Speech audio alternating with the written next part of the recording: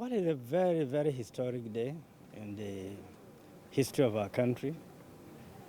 The democracy that we have gone through, especially the June 12th. Some of us were in Lagos. We have seen the dark spot days. We have seen the horror. We have seen family in disarray, in pains, in agony. We have seen Nigerians running helter-skelter, wondering where they will go to. We have seen people that lost their life in the cost of trying to protect June 12th in Lagos. And on the very day, the wife of the MKO, His Excellency Kudrat Abiola, was assassinated. I was in Lagos. I was in Allen Avenue, to be precise, around Ladipo Kasimu Street when the news broke out. You can feel the tension. You can feel the apprehension. People are wondering what next, what's going to happen. Nigeria was tested. Our democracy was tested. Our stability was tested. And therefore, we want to thank the wisdom of former President Buhari for declaring June 12th a Democracy Day. It deserves to be honored. It deserves to be respected. The nation needs to reflect what it went through. It wasn't an easy period for the country, politically, economically, and internationally. Nigeria was isolated. So for those who fought for the struggle for stability of Nigeria that led to what we are celebrating today, they need to be remarkably appreciated effort they have rendered in ensuring that Nigeria remains stable. We lost a great man, Chief MKO Abiola, a very business mogul, highly connected citizen of Nigeria.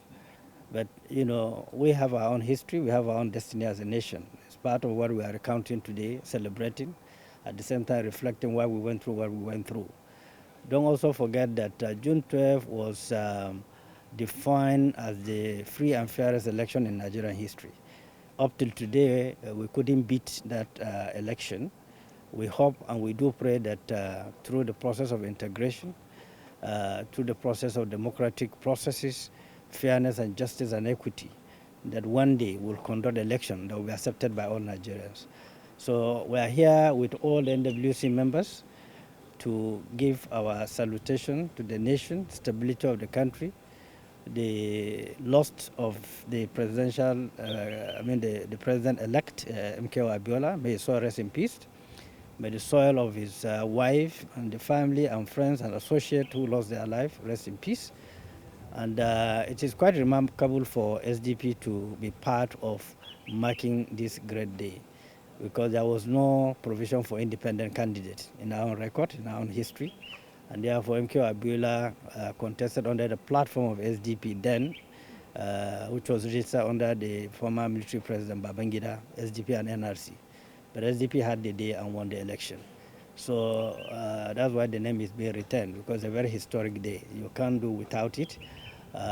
Even though politically, when the date was set aside, there was SDP was not really included in the ceremony. But like I said, there's no provision for independent candidates in Nigeria. So MKO Abiola ran under the platform of SDP, which was re-registered in order to honor that great day. So I believe some of the NWC members will say one or two things as a mark of honor. This is the way we feel like marking the day, honoring the day. The government are doing their own, other people are doing their own, and also acknowledge the protest of other citizens regarding the security of the country, the safety of life and property of Nigeria. These are culminating issues that the nation is facing. And any nation that is facing development, these are natural bubbles. You will be tested in all ways. Your strength, your ability to provide leadership, to provide protection for life and property of Nigerian citizens is part of those that the nation must go through. I believe we'll scale through. I believe we'll be more stable. Nigeria will be more viable. Nigeria will be one of the best countries on earth. Well, I will say that every June 12 we celebrate this day.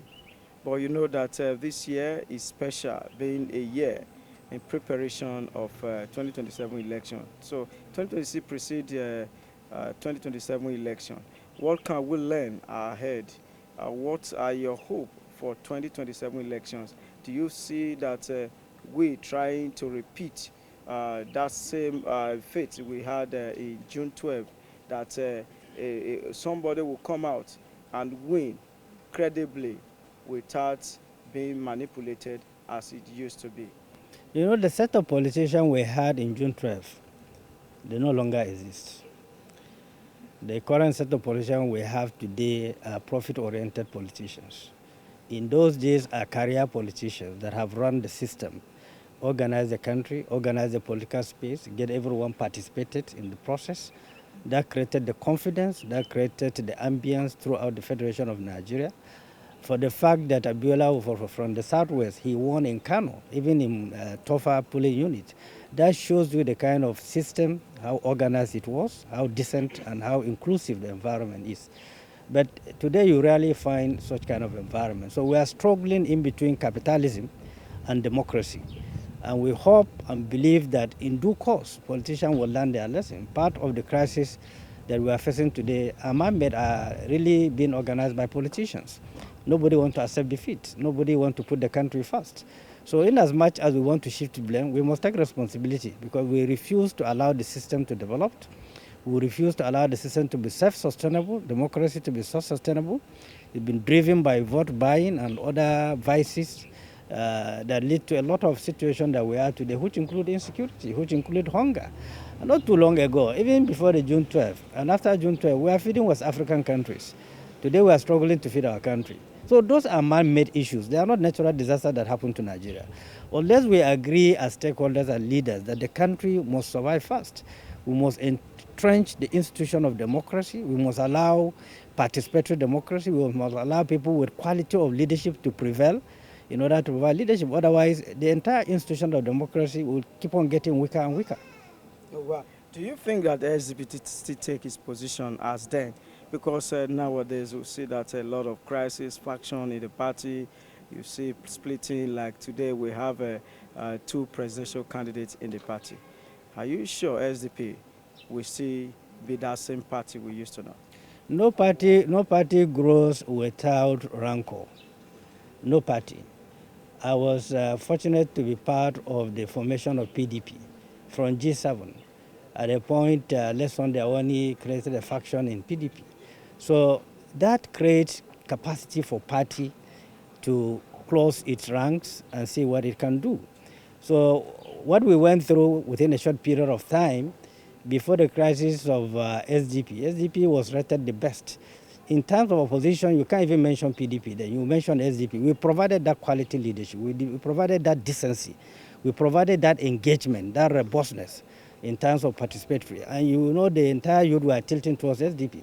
But we are recovering from it. Like I said, when there are crises, for an operative, it's an opportunity for you to realign and see that you rechannel the entire process towards participatory system. We are restoring confidence, we are restoring process, and we are restoring participatory democracy. You can find out that in all the congresses and primaries that have taken place so far, it's only SDP that have no crisis.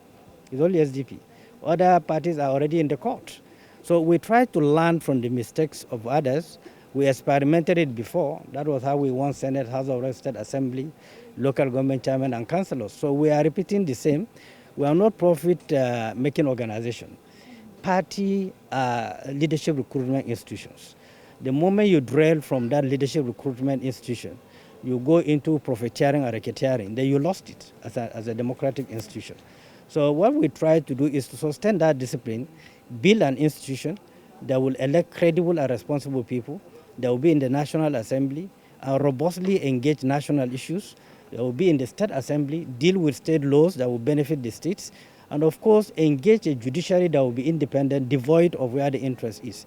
That is what we stood for, and that is part of my own training by one of the best quintessential political leader, We are trained by career politicians. We are not business people that jump into the fence and join politics. We are trained by career people, some of the best Nigeria have produced.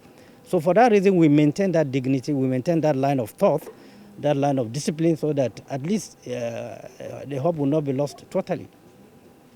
Supreme Court has exonerated So SDP! Progress! SDP! Progress!